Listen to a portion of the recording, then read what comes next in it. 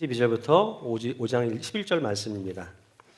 사도행전 4장 32절부터 5장 11절 말씀. 가지고 계신 주보와 화면을 보시면서 공독할 텐데 울리는 것만 조금 줄여줄 수 있으실까요? 네. 사도행전 4장 32절부터 5장 11절까지 말씀입니다. 제가 한 절, 여러분들이 한 절 교독하여 읽으면 좋겠습니다. 믿는 무리가 한 마음과 한 뜻이 되어 모든 물건을 서로 통용하고 자기 재물을 조금이라도 자기 것이라 하는 이가 하나도 없더라.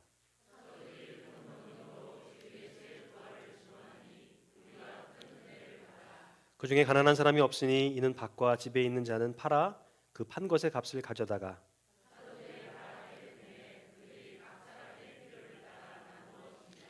구브로에서 난 레위족 사람이 있으니 이름은 요셉이라. 사도들이 일컬어 바나바라, 번역하면 위로의 아들이라 하니.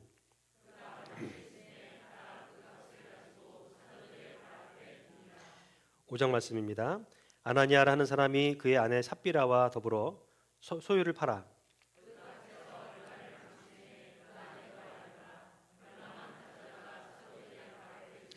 베드로가 이르되 아나니아야, 어찌하여 사탄이 내 마음에 가득하여 내가 성령을 속이고 땅값 얼마를 감추었느냐.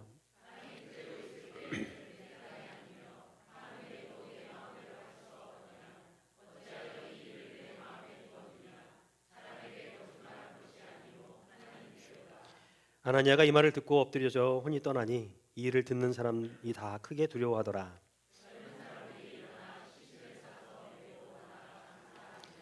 3시간쯤 지나 그의 아내가 그 일어난 일을 알지 못하고 들어오니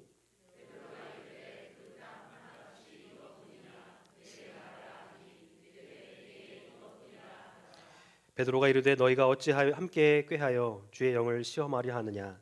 보라, 내 남편을 장사하고 오는 사람들의 발이 문 앞에 이르렀으니 또 너를 메어 내가리라 하니.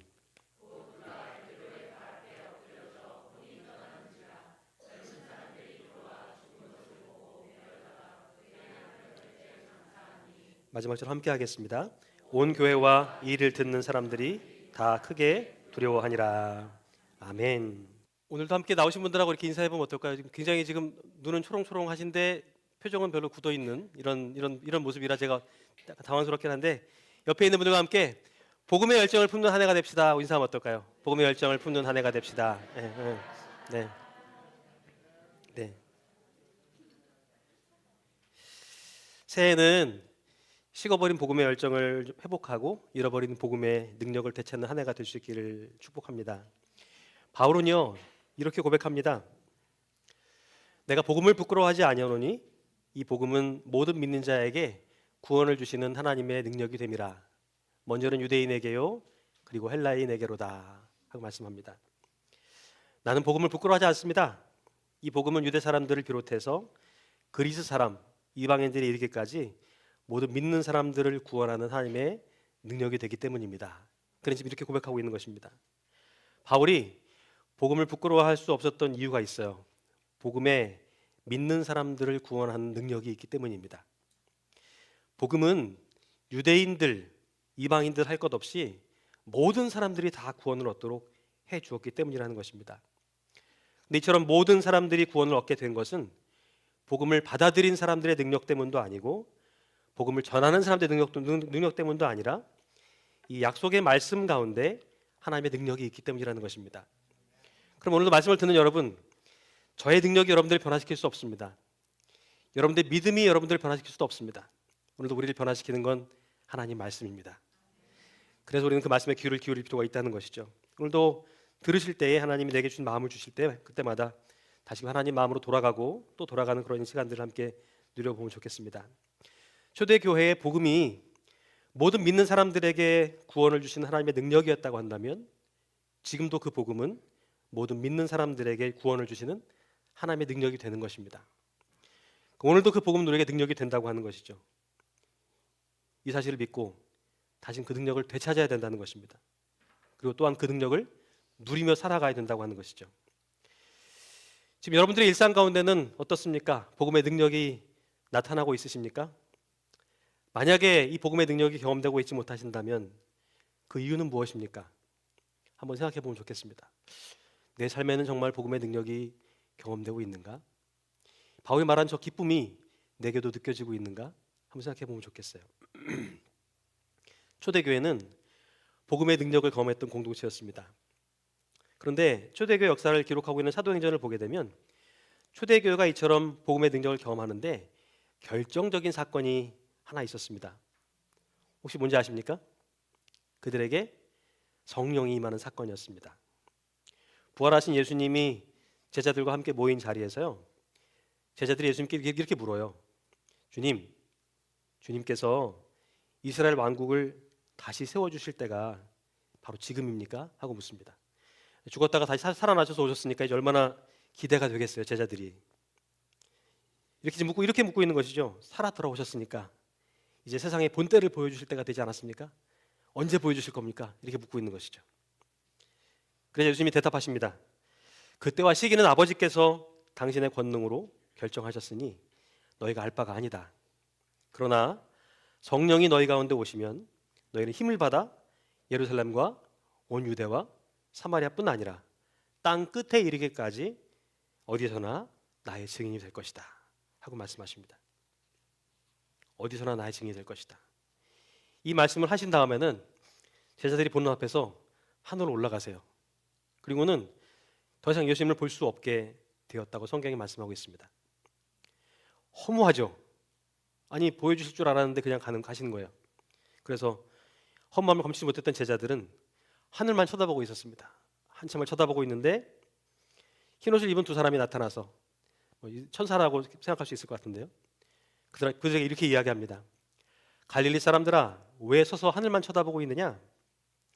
너희 곁을 떠나 승천하신 저 예수께서는 너희가 보는 앞에서 하늘로 올라가시던 그 모습으로 다시 내려오실 것이다. 그리고 나서 얼마 후에 오순절이라는 절기가 되었을 때에 그들이 한 곳에 모여 있는데 갑자기 하늘에서 세찬 바람이 부는 것 같은 소리가 막 들렸다고 그래요. 쉬 소리가 들렸어요. 그러더니 갑자기 불길이 솟아오를 때 혓바닥처럼 갈라지는 그런 불꽃들이 각 사람의 머리에 이렇게 하나씩 올라갔다고 내려앉았다고 하고 있습니다.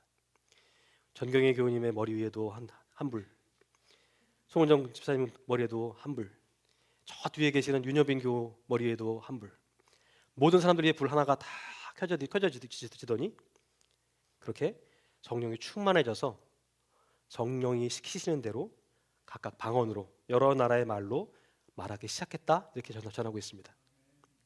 그들에게 성령이 임했다고 하는 것입니다. 그런데 여러분, 그들에게 성령이 임했을 때에 그들의 말이 먼저 달라졌다는 사실을 성경은 말씀하고 있어요.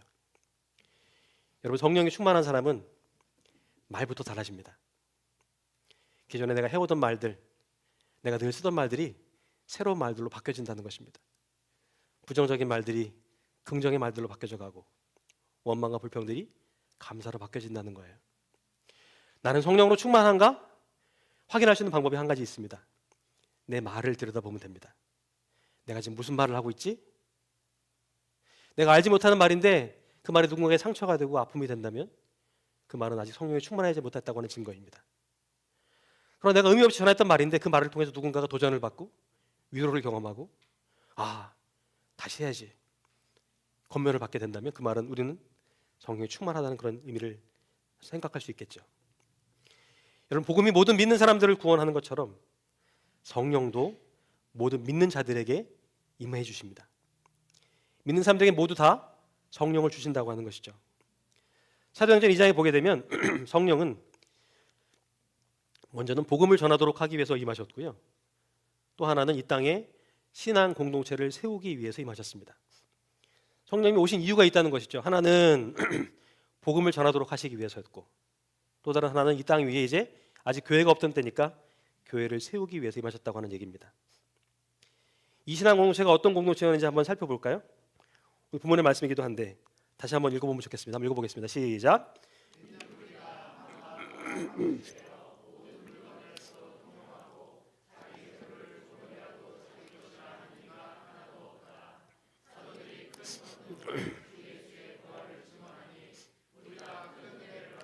그 중에 가난한 사람이 없으니 이는 밭과 집이 있는 자들이 팔아 그 판 것의 값을 가져다가 사도들의 발 앞에 두매 그들이 각 사람의 필요를 따라 나누어 줍니다. 성경에 따르게 되면 이 신앙 공동체는요, 예수님의 말씀을 사람들에게 입증해 보여주는 공동체였습니다.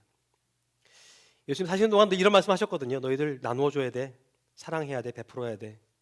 근데 성령을 받은 초대교회 공동체가 이처럼 예수님 말씀을 증명해 보이는, 세상에 나타내는 공동체가 되었다고 하는 것을 말씀하고 있는 것입니다. 근데 여러분, 이게 교회 존재 이유입니다. 교회는요, 예수님의 말씀을 세상에 증명해 보이는 공동체이죠. 아닙니까? 주신 말씀을 우리가 말씀대로 사는 모습을 보여주고, 말씀대로 사는 모습을 통해서 그리스도를 드러내는 삶이 실은 우리가 살아야 될 삶인 거잖아요. 그게 교회를 세운 목적이시잖아요. 그런데 사도행전 2장 42절 말씀은 이 신앙 공동체가 여기에 속한 많은 사람들이 네 가지에 힘썼다고 전하고 있습니다. 제가 오늘 여러분께 말씀드리려는 것이 네 가지예요. 그들은 뭐에 신경 썼냐는 거예요. 뭐에 집중했냐는 것입니다. 한번 같이 소리로 한번 읽어보겠습니다. 한번 읽어볼까요? 시작. 그들이 교제하고 떡을 떼며 오로지 기도하기를 힘쓰니라. 성령의 임재를 경험한 다음에 그들은 사도들의 가르침, 곧 예수님의 부활 소식과 구약 성경의 내용들과 예수님이 이 땅에 사시는 동안에 했던 여러 가지 사역들과 그분의 가르침을 지키는 데 힘썼다고 하는 것입니다. 여러분, 지금도 그렇지만 이 당시만 해도 신앙 공동체는요, 앞으로 무슨 일이 또 일어날까 변화에 대해서 관심을 많이 가지고 있었습니다. 예수 믿는다는 이유로 많이 핍박을 당하고 죽게 되기도 했으니까요. 걱정하고 있었던 것이죠. 주님께서 이스라엘 왕국을 다시 세워주실 때가 바로 지금입니까? 그래서 그들은 그 마음으로 물었던 것입니다. 그런데 성령의 임재를 경험한 다음에 그들은요, 참 재미있게도 변하지 않는 것에 더 집중하게 되었다고 하는 것입니다. 빠르게 변화되는 세상 속에서 사람들의 관심은 보통 어디에 있습니까? 미래에 있습니다. 어떤 변화가 또 내게 찾아올까? 두려움이 몰려오게 되죠. 근데 아마존의 창업자 제프 베이조스라는 분이 이런 얘기를 했습니다. 많은 사람들이 앞으로 일어나게 될 변화에 대한 관심을 가지고 살아간다. 그래서 이 제프 베이조스가 아무래도 선구적인 역할을 했기 때문에 와서 묻는다는 것이 거예요. 제게 급변하는 세상 속에서 과연 우리는 무엇을 준비해야 됩니까? 하고 묻는 사람들이 많더라는 것입니다. 저도 마찬가지 그런 질문을 할 때가 종종 있어요. 세상은 변하는데 이렇게 빠르게 변하는 세상 속에서 나는 뭘 준비하며 살아야 됩니까? 그렇게 해서 묻는다는 거예요. 근데 이 제프 베이조스라는 분이 이런 얘기를 해요. 그런데 저는 앞으로 일어나게 될 변화보다는요, 변함없는 것에 더 관심이 있습니다. 이렇게 얘기합니다. 앞으로 일어날 변화보다는 변함없는 것에 관심을 갖는다는 거예요. 무슨 얘기냐면 아무리 세상이 변해도 사람들은 변함없이 좋은 상품을 싸게 구입하기 원하고 그 물건을 빨리 받아보기 원한다는 것입니다. 세상은 변해도 이건 변하지 않는다는 거예요. 그렇잖아요. 여러분 생각해 보세요. 빨리 받아보고 싶은 마음이 우리한테 있죠. 좋은 거 싸게 사고 싶은 마음이 우리에게 있어요. 이 마음은 변하지 않잖아요. 제프 베이조스는 여기에 집중한 거예요. 변함없는 것에 관심을 가지고 값싸고 좋은 상품을 빠르게 배송하는 일에 집중했고요. 이 느려 터진 미국 사회에서 2day free shipping, 1day free shipping 이걸 만들어낸 겁니다. 대단하지 않습니까? 그가 아마존이라는 회사를 키울 수 있었던 것은 변화에 준비한 것이 아니라 변함없는 진리에 집중했다는 것입니다. 저는 교회도 마찬가지라고 생각합니다. 신앙 공동체는 빠르게 변화되는 세상 속에서 그럼에도 불구하고 변하지 않는 것을 붙들고 있는 게 그런 공동체 아닙니까? 아무리 세상이 변해도 교회가 지켜야 될 것들이 있지 않느냐는 것입니다. 그것은 예수님과 사도들의 가르침, 곧 하나님 말씀인 것이죠. 진리의 말씀. 초대교회는 이 진리의 말씀에 집중했다는 것입니다. 이 말씀을 지키는데 힘썼다고 하는 것이죠. 이를 통해서 영적인 성장과 성숙을 거두어냈다는 것입니다. 마찬가지입니다. 오늘날도 우리 영적인 성장과 성숙은 어떻게 이루어집니까? 말씀을 지키며 사는 데 있다는 것입니다. 변함없는 진리를 붙들고 살아가는 것, 그게 변하는 세상 속에서 우리 신앙 공동체가 지켜야 될 유일한 한 가지라고 하는 것입니다. 오늘 우리의 영적인 성장과 성숙도 말씀을 굳게 지키고 그 말씀을 삶 속에서 입증해 보이게 될 때에 이룰 수가 있다는 것입니다. 여러분, 이게 교회의 존재의 이유입니다. 변화된 세상 속에 어떻게 교회가 변화되어야 할까? 이걸 걱정하는 것이 아니라 변함없는 진리를 잘 붙드는 게 우리가 지켜야 될 일이라고 하는 것입니다. 한국 교회의 90%가 100명 미만의 교회라고 합니다. 그 얘기는 10%가 대형 교회고 나머지 교회들은 다 작은 교회라는 뜻입니다. 100명 미만의 교회. 한국 교회 현재 교회 학교가 존재하는 곳은 20%밖에 안 된답니다. 나머지 80%의 교회는 교회 학교가 없는 거예요. 다 나이 드신 분들만 앉아 있다는 것입니다. 30년이 되면 2030년이 되면 이제 교회 학교는 아예 사라질 수 있다. 이렇게 이야기합니다. 그러면 교회 미래는 없는 건가요? 문 닫을 준비를 우리도 해야 되는 건가요? 그렇지 않습니다. 성경은 그럼에도 불구하고 교회에 아직 소망이 있다고 말씀하고 있기 때문입니다. 진리의 말씀이 변하지 않기 때문에 이걸 잘 붙드는 사람들 통해서 계속해서 하나님은 일하실 것이라고 말씀하고 있기 때문이라는 것입니다. 초대교회가 힘썼던 것이 또 하나 있습니다. 바로 교제입니다. 교제. 교제라는 말은 친교, 유대감, 친밀함 이런 관계를 뜻하는 것이죠. 관계. 근데 여러분, 현대인들이 가장 못하는 게 뭔지 아십니까? 교제입니다. 제가 여기 몽고메리 지역에 온 지가 7년째 되어 가는데요. 몽고메리 와서 제가 느끼는 게 한 가지 있습니다. 몽고메리 지역은 참 교제하기가 어렵습니다. 직장 관계 때문에 어렵고 이런저런 일들 때문에 어렵습니다. 그래서 사람을 가려 만나게 되는 것이 현실인 것 같습니다. 어떠신가요? 어제 오전에 신년 집회 강사 목사님과 함께 목회에 대한 이야기를 나누는 시간이 있었습니다. 이런 이야기를 하시더라고요. 코로나 이후로 사람들과 대면하는 것을 두려워하는 사람들이 훨씬 더 많아졌답니다. 사람 만나는 걸 두려워한다는 거예요, 사람들이. 이제는 전화를 받거나 거는 일도 힘들어한대요. 그래서 다 문자로 쓴답니다, 그냥. 커피숍에서 서로 마주 앉아가지고 커피 시켜놓고 서로 문자로 대답 이렇게 주고받는데, 진짜로. 네. 그리고 저도 깜짝 놀랐는데요. 전화 받는 것도 힘들어하다 보니까 전화 받는 학원도 생겼대요.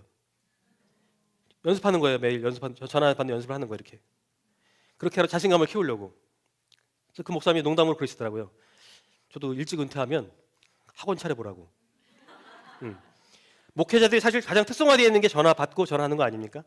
또 그거는 잘할 수 있거든요. 학원 차리면 대박 날 것 같아요. 농담으로 그런 얘기 하시더라고요. 근데 적어도 여러분, 우리 공동체는 그렇게 학원에 다닐 필요는 없지 않습니까? 일주일에 한 번씩은 그래도 떡을 떼고 서로 교제하고 있잖아요. 이 말씀을 자세히 들여다보게 되면요, 초대교회는 떡을 떼는 것과 기도하는 것을 교제하는 것과 동격으로 놓고 있습니다. 한번 보세요. 그들이 사도들의 가르침을 받아 서로 교제하고 떡을 떼며 기도하기 힘썼다. 기도를 더 많이 하고 떡을 적게 떼고 마지막에 교제하고 이렇게 말씀하지 않고 교제와 떡을 떼는 것과 기도를 같은 선상에 놓고 있다는 것입니다. 교제가 그만큼 중요하다는 걸 말씀하고 있는 거예요. 세상과 교제를 말씀드리는 게 아닙니다. 믿는 자들과의 서로의 교제가 중요하다는 사실을 그들은 깨달았던 것입니다. 교제를 동격으로 보고 있다는 것이죠. 그들이 사도들의 가르침 받아 서로 교제하고 떡을 떼며 오로지 기도하기를 힘쓰니라. 이처럼 새롭게 형성된 공동체는요, 서로 간섭을 주고받는 상황 속에서도 각자의 경계를 다 무너뜨리고 점점 자기 자신에게서 신앙 공동체의 유익을 위해서 모든 소유를 나누기 시작했다고 하는 것입니다. 식사, 공간, 삶을 그렇게 나눴다는 얘기를 하는 거예요. 많은 얘기를 쓰고 있습니다. 근데 자세히 읽어보면 그거예요. 서로가 다 경계를 허물었다는 거예요. 다 마음을 열고 서로 받아들여주고 나눠주고 하면서 이렇게 한 공동체를 이루며 살았다고 하는 것을 말씀하고 있는 것입니다. 성령님이 그들 속에 임하시니까 하나님과 이웃들을 향한 사랑이 흘러 넘치기 시작했다는 것을 말씀하고 있는 것입니다. 교제를 통해서 서로가 깊은 관계를 형성하게 되었고, 이를 통해서 진정한 의미의 공동체를 만들게 되었다고 하는 것입니다. 안 될 줄 알았는데 이게 되더라. 지금 이 얘기를 우리에게 해주고 있는 거예요. 팬데믹 이후로 지금 많은 교회들이 문을 닫고 있습니다. 미국에 있는 한인 교회들도 어느 지역은 막 그냥 눈에 보일 만큼 문을 닫아가고 있어요. 우리 지역도 제가 처음에 올 때는 뭐 열 몇 개씩 되는 교회들이 이제는 뭐 10개도 안 되는 지금 그런 숫자가 되어버렸습니다. 그런데 팬데믹 이후에도요, 전혀 영향받지 않고 성장하는 교회들이 있습니다. 실제로 그래요. 팬데믹 기간 동안에 막 성장하는 교회가 있었다는 거예요.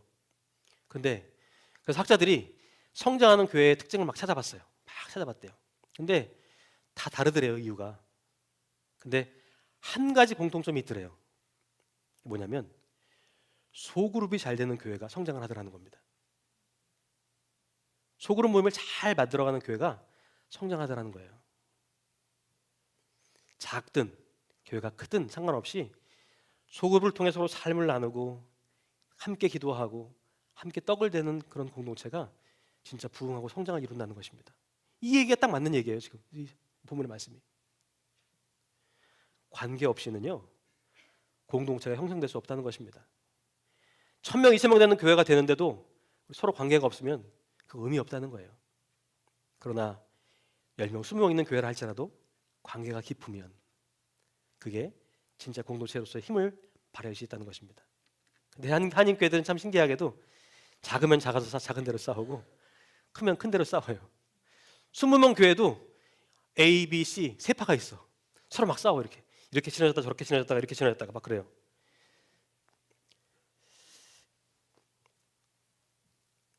관계 형성되어야 공동체가 만들어질 수 있다는 것입니다. 혹시 여러분에게는 나에게 어떤 일이 생기면 돌보아줄 분들이 있습니까? 문제가 생길 때 전화해서 좀 물어봐야지, 도움 좀 구해야지 하는 분들이 있냐는 걸 물어보는 거예요. 근데 적어도 여러분, 우리들에게는 그래도 주님의 교회라고는 교회가 있잖아요. 전화할 수 있는 소그룹 식구들이 있잖아요. 그죠? 저는요, 처음에 몽골에 왔을 때 제일 힘들었던 게 뭐냐면, 학교 애들 보낼 때요, 이머전시 카드를 써야 되는데 거기 부모 주소, 부모 전화번호 쓰고서 3명을 더 쓰게 돼 있어요. 아는 사람이 아무도 없는 거예요. 교회 처음 왔는데. 근데 제가 왔을 때 당시 아시겠지만 팬데믹 때 제가 왔잖아요. 교인들 얼굴도 몰랐어요. 몇 번 예배 드리고 나니까 예배를 못 드리게 됐어요. 그래서 예배를 못 드리다 보니까 코스코 같은 데 가면은 이 인사를 저한테 하세요. 그러면 얘 인사를 받았는데 나중에 알고 보니까 우리 교회 교인이에요. 그 정도였어요. 그러니 누구 전화번호를 부탁하겠어요? 누구 이름을 애들 학교 거기에 명단에 써달라고 할 수 있겠어요? 뭐 지금이야 부탁드리면 여러분들이 다 많이 해주시겠지만 저도 그랬다니까요. 근데 그래도 여러분들이 그래도 당장 달려와줄 목회자들이 있잖아요. 당장 달려와서 도와줄 사모님들이 있잖아요. 그리고 권사님들과 집사님들이 계시잖아요. 이거 얼마나 다행이에요. 그런데도요, 내가 아무리 생각해봐도 그런 사람이 내게 없다면 여러분 지금 교제에 실패하고 있는 것입니다. 그런 사람들이 꼭 여러분에게 필요한 거예요. 성령의 은혜로 예수를 믿는 사람들은요, 교제도 잘 해야 된다. 성경이 이렇게 말씀하고 있다는 것입니다. 아유, 뭐 한 번 보고 안 보고 더 볼 거야? 안 보면 알지 뭐. 그게 아니라 교제를 잘 해야 된다는 것입니다. 이것이 우리가 소그룹 모임을 통해서 이루려고 하는 목적입니다. 목표인 것이죠. 이제 오늘부터 새로운 소그룹 모임이 시작됩니다. 먼저는 이 소그룹 모임을 통해서 예수님과 사도들의 가르침들을 삶 속에서 입증해내는 그런 법을 배우셨으면 좋겠습니다. 그걸 훈련하는 곳이 소그룹이에요. 매일 모여서 그냥 떠들고 장난하고 이렇게 얘기하고 게임하는 게 아니고 진리의 말씀 붙들고 함께 훈련하는 곳이 바로 소그룹이라고 하는 것입니다. 그리고 많은 사람들과 교제하는 게 힘드시다면요, 하나님이 나를 위해서 특별하게 허락해 주신, 더해 주신 이 소그룹 식구들과 함께 교제를 시작해 보시기를 권면드리고 싶어요. 내게 문제가 생겼을 때 발벗고 나서줄 동산지기들이 있다는 사실 여러분 꼭 기억하셔야 됩니다. 이렇게 성도들의 교제가 이루어지고 나게 되면 이제 주님의 만찬, 예수님과 함께하는 이 만찬의 자리에 참여하는 게 자연스러워지게 되는 것이죠. 초대교회는 그래서 힘써 떡을 떼는 공동체였다고 성경은 또 전하고 있습니다. 당시에는 교회가 없어서 집을 교회로 개조해서 예배를 드렸습니다.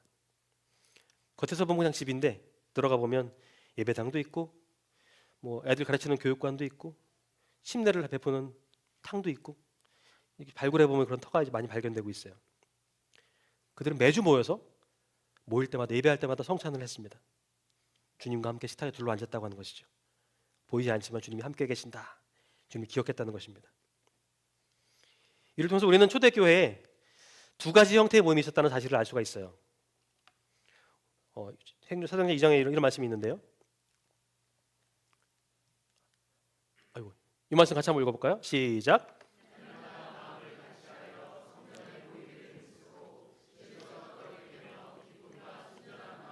음식을 먹고 하나님을 찬미하며 또 온 백성에게 칭송을 받으니 주께서 구원받는 사람을 날마다 더하게 하시니라.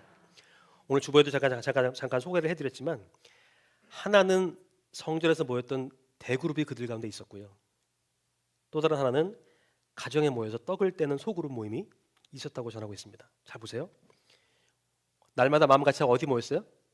성전에 모였어요. 그리고 어디서 모여서 떡을 뗐어요? 집에서 먹을 떡을 떼면서 기쁨과 순전한 마음으로 음식을 먹었다고 전하고 있어요. 초대교회도 대그룹 모임과 소그룹 모임을 통해서 신앙의 성장을 거두어 나갔다고 하는 것입니다. 그러니까 오늘날에도 이 소그룹 모임 잘하는 교회가 성장할 수밖에 없는 거예요. 기쁠 수 있으니까요. 순전한 마음을 얻을 수가 있으니까요. 여러분, 소그룹 모임 저도 많이 고민해봤어요. 이거 해야 되나 말아야 되나. 왜냐하면 이거 할 때마다 제가 제일 힘들거든요. 그룹 짜야죠. 동산지기 배정해줘야죠. 전화 또 받아야 되죠. 이 사람 해주세요. 저 사람 해주세요. 이 사람 싫어요. 저 사람 싫어요. 난 이 사람이 더 좋아요. 지난 한 2주, 3주 동안은 전화 받은 뽀비야. 정말 전화 울리면 그냥 겁이 나가지고 제가 어쩔 줄 몰라 그랬던 시간들이 또 같아요. 정말 그랬습니다. 특별히 소그룹은요, 여러분, 가정에서 함께 모여서 친밀한 삶을 나누는 그런 공동체입니다. 초대교회는 소그룹 모임을 통해서 삶을 나누는 신앙 공동체로 성장해 나가면서 예수 그리스도의 복음을 빠르게 전할 수 있었다는 것입니다. 생각해 보세요. 우리 교회 한 200명, 한 250명이 다 같이 나가서 전도해봐요. 그거 쉽겠어요? 저 사람들 뭐야? 두려워서 일로 안 지나가지. 근데 소그룹씩 나가서 이렇게 전도해보세요. 훨씬 더 빠르고 잘 되죠. 여러분, 소그룹 모임은요, 정기적으로 모여가지고 우리 각자의 삶을 나누는 것입니다. 나한테 이런 일이 있었어. 힘들어. 기도 좀 해줘. 위로받는 것이죠. 이런 고민이 있는데 어떻게 하면 좋아? 서로 얘기하면서 답을 찾아가는 그런 것입니다. 이 모임을 통해서 우리가 삶의 변화를 체험하는 기회를 기쁨을 맛보고 하나님의 사랑과 은혜를 경험하면서 영적으로 성숙해져 간다는 것입니다. 소그룹 모임의 유익에 대해서는 제가 주보에 한 6가지 정도를 실어드렸거든요. 시간 되실 때 한번 읽어보시면 좋을 것 같아요. 마지막으로 초대교회가 힘썼던 것이 또 하나 있습니다. 뭘까요? 기도입니다. 기도.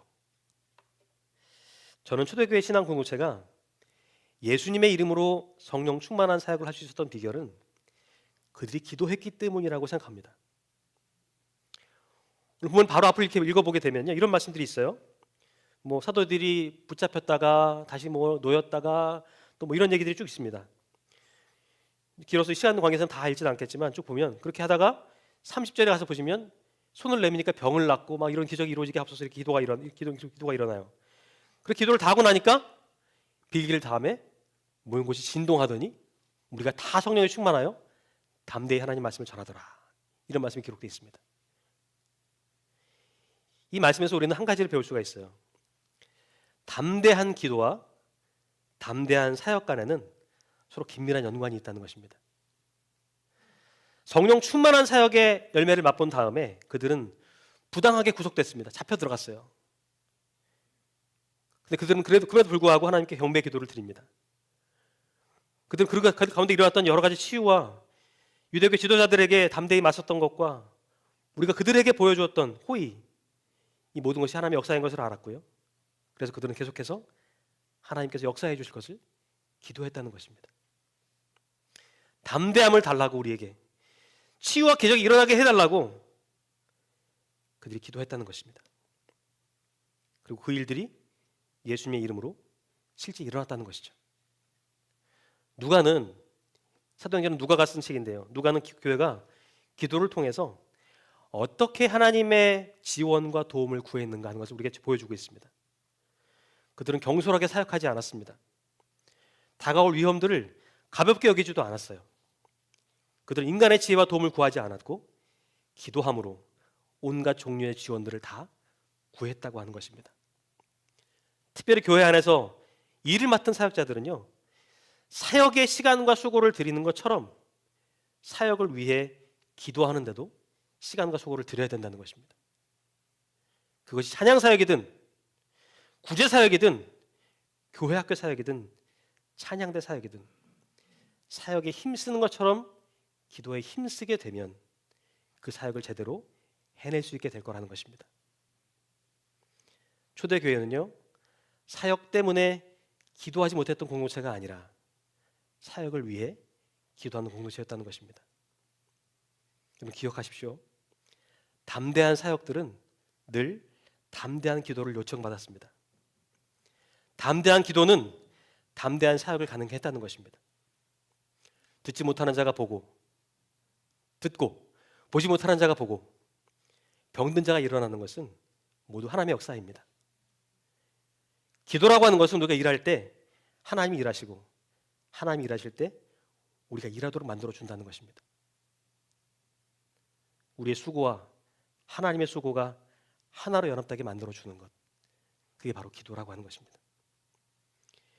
여러분, 새해는 담대한 기도로 사역의 현장 속에서 어떠한 영적인 저항이 내게 다가온다 할지라도 흔들림 없이 담대하게 사역하는 분들이 될 수 있기를 축복합니다. 한번 따라해 보시겠습니까? 담대한 사역은 담대한 기도에서부터 온다.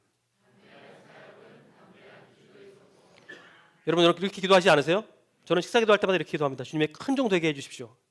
크게 쓰임 받게 해주십시오. 저는 이렇게 많이 기도하거든요. 밥 먹을 때마다. 여러분도 그렇게 기도하지 않으세요? 크게 써달라고, 유명한 사람 되게 해달라고 그렇게 기도를 하면서도 그렇게 담대하게 기도하지 못합니다. 그런데 담대한 사역은 반드시 담대한 기도를 통해서 이루어진다는 거예요. 그때 하나님 역사하신다는 것입니다. 왜 우리 동산에는 기적이 일어날 수 없습니까? 왜 내 인생에는 기적이 일어날 수 없습니까? 하나님은 똑같은 분이신데요. 우리 담대하게 기도하지 않았기 때문입니다. 사역한다는 핑계로 기도하지 않았기 때문입니다. 새 여러분, 복음의 열정을 회복하실 때 나의 기도를 회복해야 됩니다. 담대하게 기도하면 담대하게 사역하게 하실 것입니다. 우리가 담대하게 기도하면 세상의 교회가 다 문닫을지라도 하나님은 계속해서 우리에게 담대한 사역들을 맡겨주실 것입니다. 교회는 그러면 되는 거 아닙니까? 100명, 200명이 1000명, 2000명 되고 매주 10,000불, 20,000불 거두면 그게 성공한 겁니까? 그렇게 거두면 뭐합니까? 맡긴 사역도 감당할 수 없는 교회가 되면 아무런 의미가 없는 것이죠. 하나님 맡기신 사역을 감당해내는 교회가 진짜 교회입니다. 그 사역을 이뤄내는 교회가 진짜 쓰임받는 교회인 겁니다. 근데 하나님은 지금도 우리가 쓰임받기 원하십니다. 새벽기도의 시간을 통해서 말씀드렸습니다. 계속 교회를 향해 주신 편지를 읽었어요. 계속 매일 아침마다 묵상했습니다. 저는 거기서 한 가지를 발견했습니다. 하나님은 여전히 교회를 통해 일하고 계시는구나. 여전히 교회에 속한 성도들 한 사람 한 사람을 통해 일하고 계시는구나. 그 하나님이 여러분들 통해 일하시려고 준비하고 계십니다. 그리고 그 사역을 맡기신 것입니다.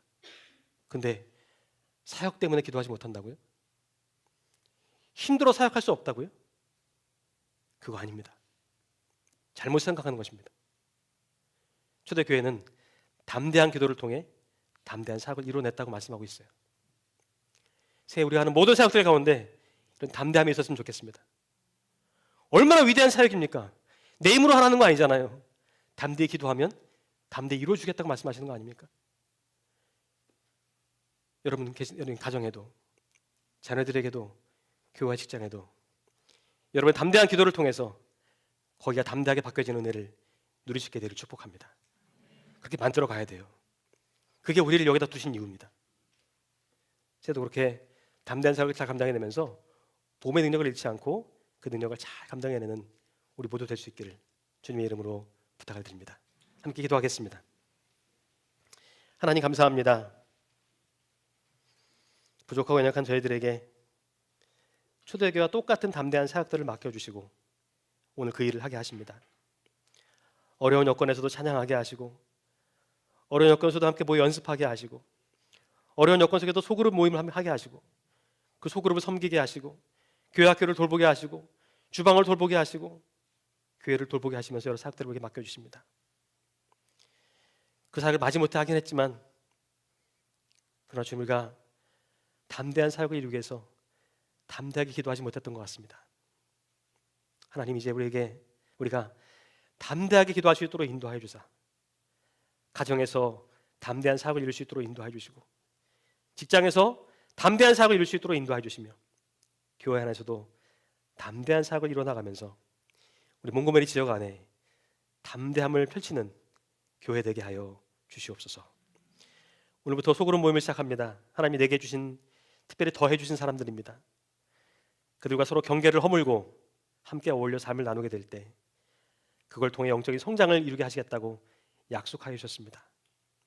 소그룹 모임을 귀하게 여기게 하시고 서로 사랑하고 아끼면서 우리도 경계를 풀고 나누고 사랑하고 섬기면서 그렇게 영적으로 성장하는 은혜를 누릴 수 있도록 지켜주시옵소서.